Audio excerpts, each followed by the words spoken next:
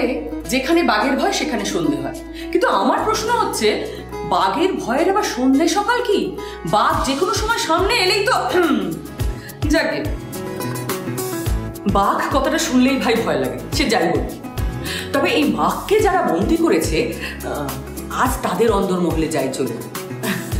না না, ভয় পাওয়ার কিছু নেই, মানে বাঘবন্দি খেলা ধারাবাহিকে শিল্পীদের অন্দরমহলে আজকে যাব। শুনেছি আমার ছোট ছোট কচি কচি বান্ধবীগুলো খুব মজা করে ফ্লোরে। আচ্ছা, আজ কার অন্দরমহলে যাওয়া যায়? ঈশানী। ঈশানী বুঝতে পারছেন না? আরে আপনাদের রায়া। আমার হাত থেকে পালাতে সুন্দরবন চলে এলেন কেন? আপনি আমার পিছু ছাড়ছেন না? বলেছি তো এ বিয়ে সম্ভব নয়। কি দোষ করেছি আমি? দেখি কেমন আমার অমঙ্গল ডেকে আনতে পারেন। আমি তৈরি।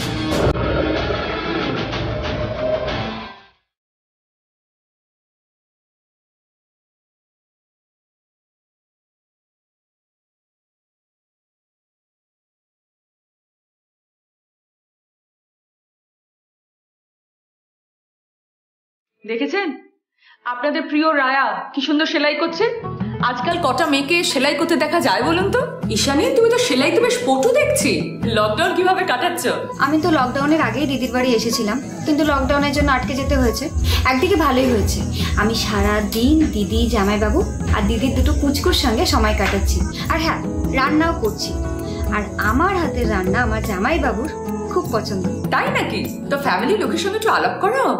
কি জামাইবাবু, শালি তো বলছে আপনি নাকি ওর রান্না হেভি পছন্দ করেন। হ্যাঁ, ঈশানী মেয়েটাও যেমন ভালো, রান্নাও তেমন ভালো।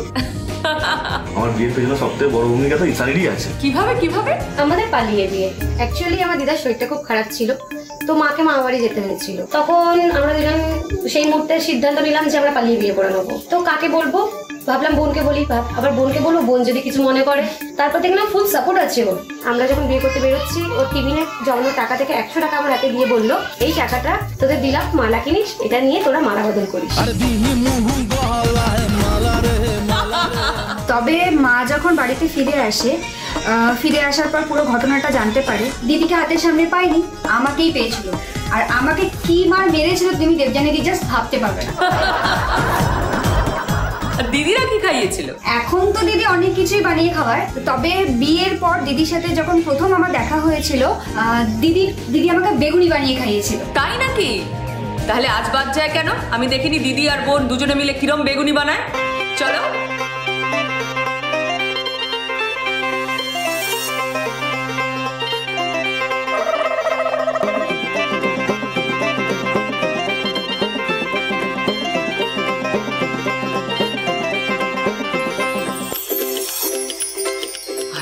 বাবা, দেখতে তো দারুণ হয়েছে।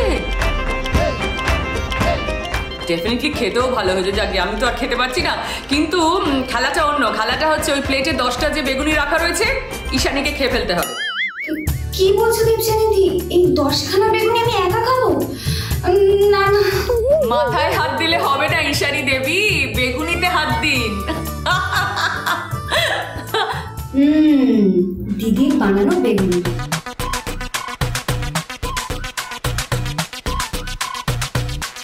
দেবযানীদি, আমাদের আর হবে না, আমি আর খেতে পারবো না, এই দুটোই ঠিক আছে। তা এইটুকু মেয়ে বলে নাকি 10টা বেগুনি খেতে পারবে না। কি বলছো?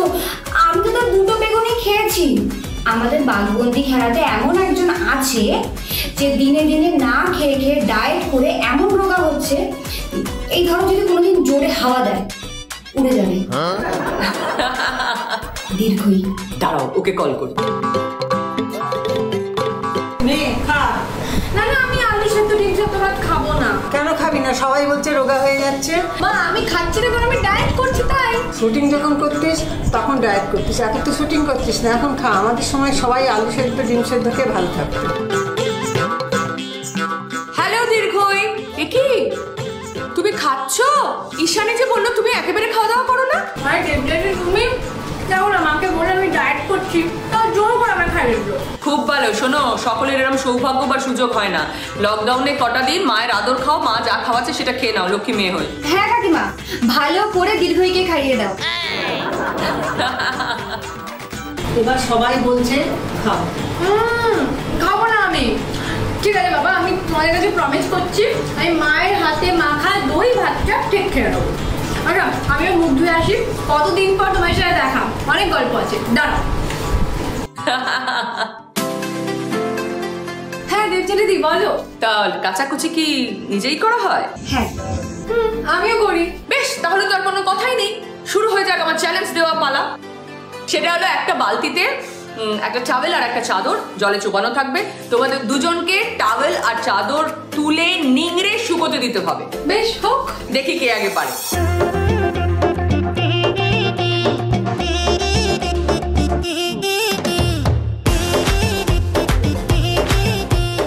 ডান। ঈশানী জিতে গেছে, গ্রেট জব ডান। আর কি করা যাবে, ঈশানী জিতে গেল। আসলে ঈশানী না এসব সংসার টংসারের কাজে খুব এক্সপার্ট। শাশুড়ি মায়েদের এরকম যদি বৌমা পায় তাহলে একেবারে সোনায় সোহাগা। আর ঈশানী দীর্ঘইকে হিংসা করার মতো কি আছে? ওর কোমর যা সরু, সুপুরি গাছ তার থেকে মোটা। তাই নাকি? সত্যি বলছি, আমাদের ড্রেসার দাদারা যে জিন্স দেয় ওকে, সেই জিন্স ওর কোমরে কখনো ফিট হয় না। আগে ও ওর নিজের জিন্স পরে, তার ওপর ড্রেসার দাদাদের দেওয়া জিন্স পরলে ওর কোমরে ফিট হয়।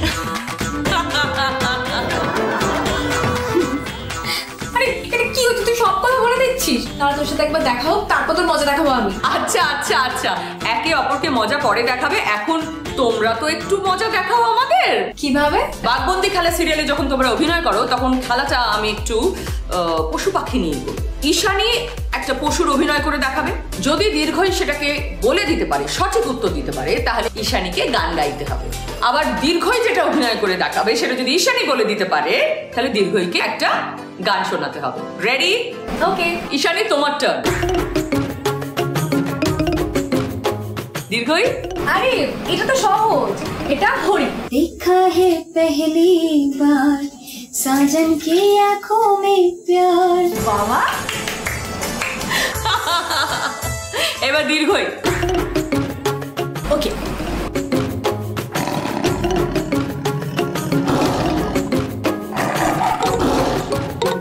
বল এবার। আরে এটা তো আমার সিদ্ধার্থ বাবু, বাঘ। দীর্ঘই একটা বাঘ দিয়ে গান শোনাও তো। বাঘ দিয়ে গান? বাঘের গান আমার এখন মনে পড়ছে না। আমি গাইবো?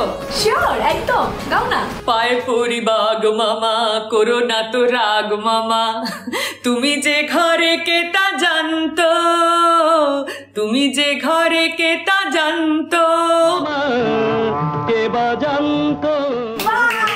খুব ভালো দেবযানী। আচ্ছা নেক্সট। এটা তো খরগোশ। এই ওহো, এটা ব্যাং ব্যাং ব্যাং। Correct answer, correct answer. आज मैं ऊपर आसमां नीचे, आज मैं आगे जमाना है पीछे।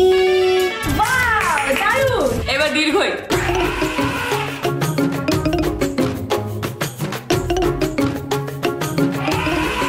এটা হাতি। Correct answer, correct answer. पूछो जरा पूछो मुझे क्या हुआ है, कैसी बेकरारी है ये कैसा नशा है, तुमसे दिल लगाने की सजा है। কেউ জেতেনি কেউ হারেনি, দুজনেই সমান সমান। আমার কিন্তু তোমাদের সঙ্গে খেলাটা খেলে বেশ মজা লেগেছে। কি আপনারা কি ওদের সঙ্গে একটা খেলা খেলবেন? দীর্ঘই এবার একটা পাখির অভিনয় করে দেখাও তো, দেখি ওরা বুঝতে পারেন কিনা।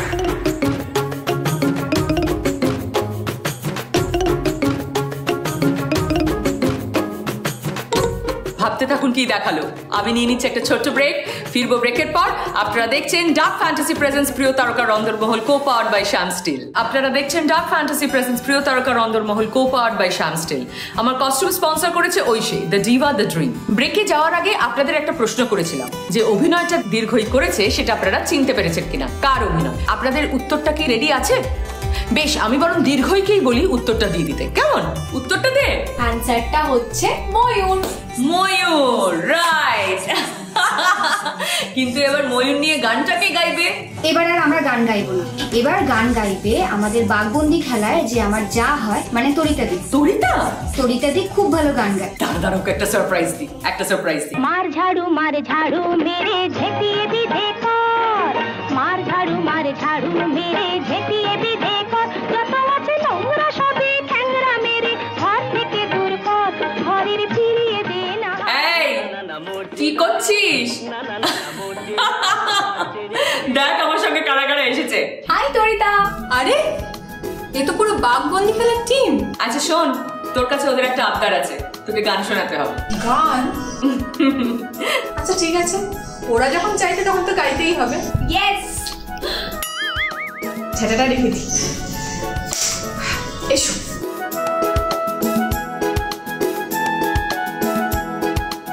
আমি কিন্তু লিরিক্স দেখেই গাইবো।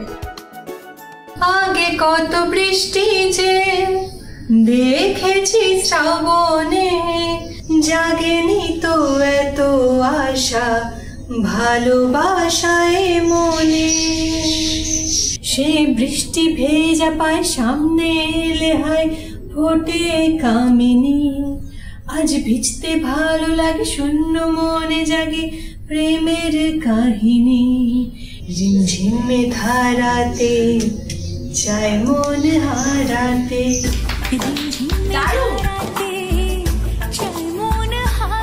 খুব ভালো হয়েছে তরিতা দি। তোর এই গুণটা আছে আমি জানতাম না তো, অসাধারণ গাইলি তো। Thank you. শুধু এই গুণটা না, আরো একটা গুণ আছে ওর। তাই তাই, কি সেটা? ও খুব ভালো বটল পেন্টিং করতে পারে। ও রিয়েলি? না মানে ওই একটু একটু আধটু বললে হবে না তরিতা, তোকে বটলে এঁকে আমাদের দেখাতেই হবে। আরে বাবা, তোর ট্যালেন্টটা আমরা দেখি। ঠিক আছে, তোমরা যখন বলেছো তখন এটাও হবে। চলো এসো আমার সাথে। চলে এসছি আমি। এগুলো হচ্ছে আমার বটল পেন্টিং এর কালেকশন। এখানে দেখতে পাচ্ছ তোমরা গ্লাস পেন্টিং, ক্লে আর্ট আছে, ক্রাফটের আছে, এখানে একটা আছে ব্ল্যাক পেন্ট করা আছে। এটার উপরই তোমাদের কিছু করে দেখাচ্ছি।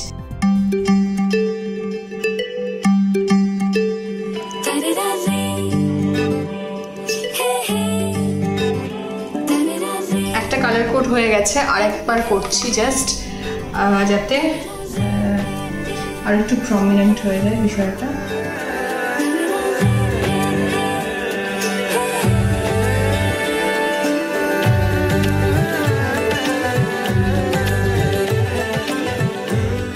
এই যে আমার বটল পেন্ট রেডি। ওয়াও, সাধারণ। আমারও কিন্তু চাই একটা তরিতা দি। আমারও চাই একটা। হ্যাঁ হ্যাঁ, আমারও চাই, আমারও চাই। আর আপনারাও যদি চান তাহলে ওর সোশ্যাল মিডিয়া প্রোফাইলে মেসেজ করুন। তাহলে শুধু আমাকে কেন, ঈশানীকেও করতে হবে, কারণ আমি যেরকম বটল পেন্ট করি ঈশানী সেরকম খুব ভালো ক্লাস পেন্ট করে। দেখেছিস, এতক্ষণ গল্প করলাম, একবারও বলেনি।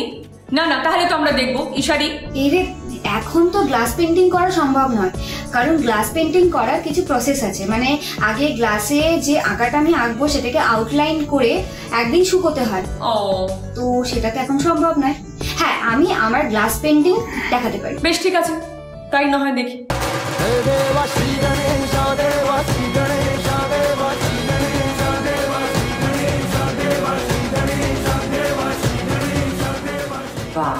গ্লাস পেন্ট, সেলাই, আর কি কি শিখেছো তুমি?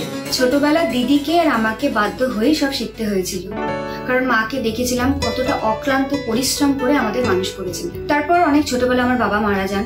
বাবা মারা যাওয়ার পর বাবার পরিবারের তরফ থেকে আমরা কোনোদিন কোনো সাহায্য পাইনি, বরং মায়ের উপর মেন্টাল টর্চার হতো।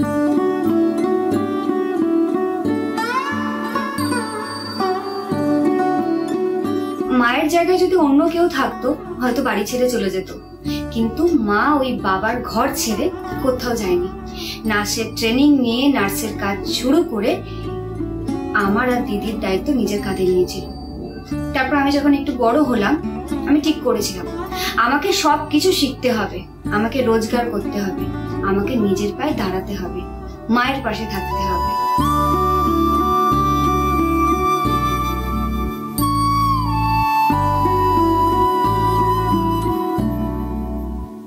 দেখ, মন খারাপ খারাপ করিস না এটা আমি বলবো না, কারণ আমি জানি মন খারাপ হয়। আজ 10 বছর হয়ে গেল বাবা আমাদের সাথে নেই, তাই বাবার না থাকাটা কি সেটা আমি বুঝি। তাই আমি এটাই বলবো, মনকে শক্ত কর আর কাকিমার পাশে থাক। কি অদ্ভুত ব্যাপার, আজ আমরা যে 3 জন ভিডিও কলে রয়েছি 3 জনকেই ছোটবেলায় বাবা ডাকটা বন্ধ করতে হয়েছে। যাই হোক, তোমাদের সকলকে একজনের সাথে আলাপ করা।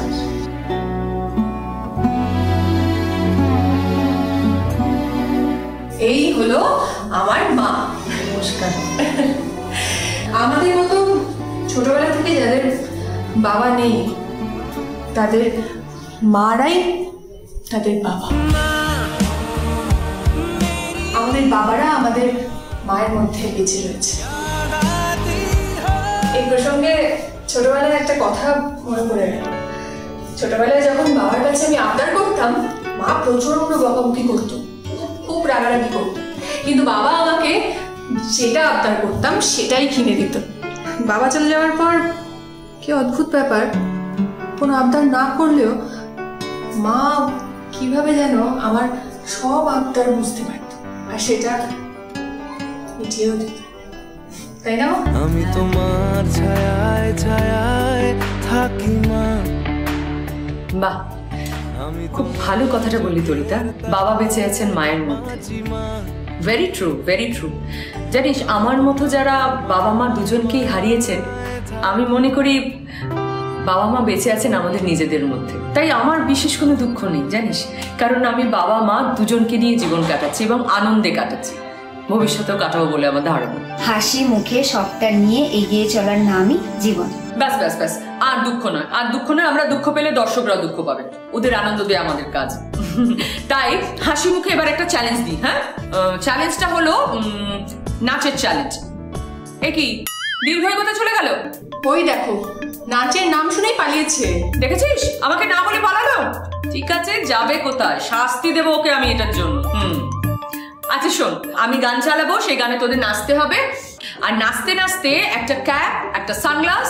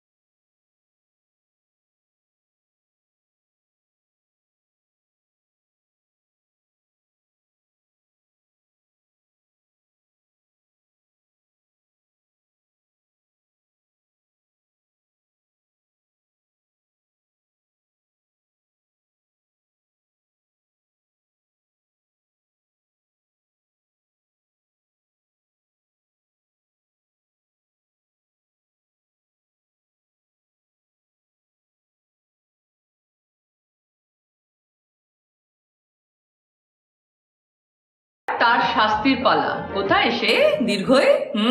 ভালো মানুষের মতো মুখ করে এলে হবে না, ভেবো না তুমি শাস্তি থেকে পার পেয়ে যাবে। শাস্তি তোমায় পেতেই হবে। এক পায়ে দাঁড়িয়ে 100 থেকে 1 গুনতে হবে। 100 থেকে 1 স্টার্ট। 100 99 98 97 96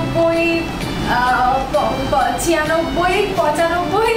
ও বাবা, দীর্ঘই 100 থেকে 1 বলার চেষ্টা করতে থাকুক, ততক্ষণ একটা ব্রেক নিয়ে নি।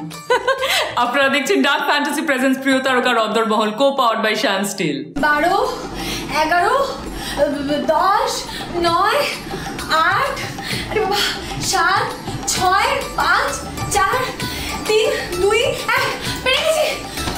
ঈশানী পেরে গেছে।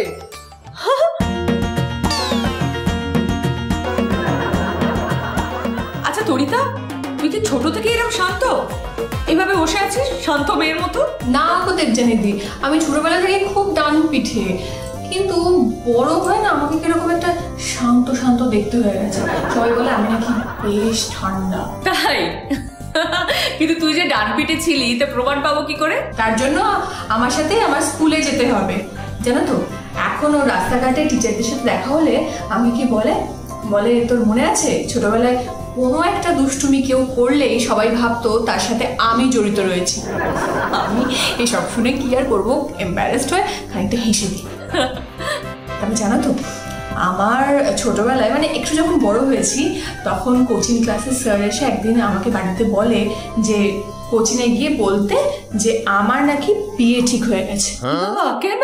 কারণ প্রচুর ছেলেরা না আমাকে প্রপোজ করতো, আর কি হতো জানো, ওরা তো কেউ আমার বাড়ির ঠিকানা জানতো না, তাই জন্য কোচিং ক্লাসের বাইরে আমার জন্য ওয়েট করতো।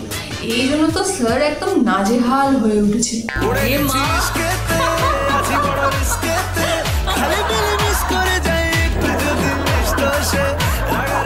এটা দারুণ। দেখতেই তো পেলেন, যেটা ভেবেছিলাম সেটা হলো না, মানে নাজেহাল হয়নি, উল্টে বাঘবন্দি খেলার এই 3টে মিষ্টি মেয়ের সঙ্গে সময় কাটাতে পেরে আমার বেশ ভালো লাগলো। ওদের সিরিয়াল বাঘবন্দি খেলা লকডাউনের পর সাফল্য পাক, এটাই কামনা করি। আপনারাও দেখবেন কিন্তু। আজকের পর্বটা শেষ করব ওদের 3জনের নাচ দিয়ে। না না না না, দিদি প্লিজ, আমি ডান্স করবো না। না নাচলে কিন্তু আবার ওই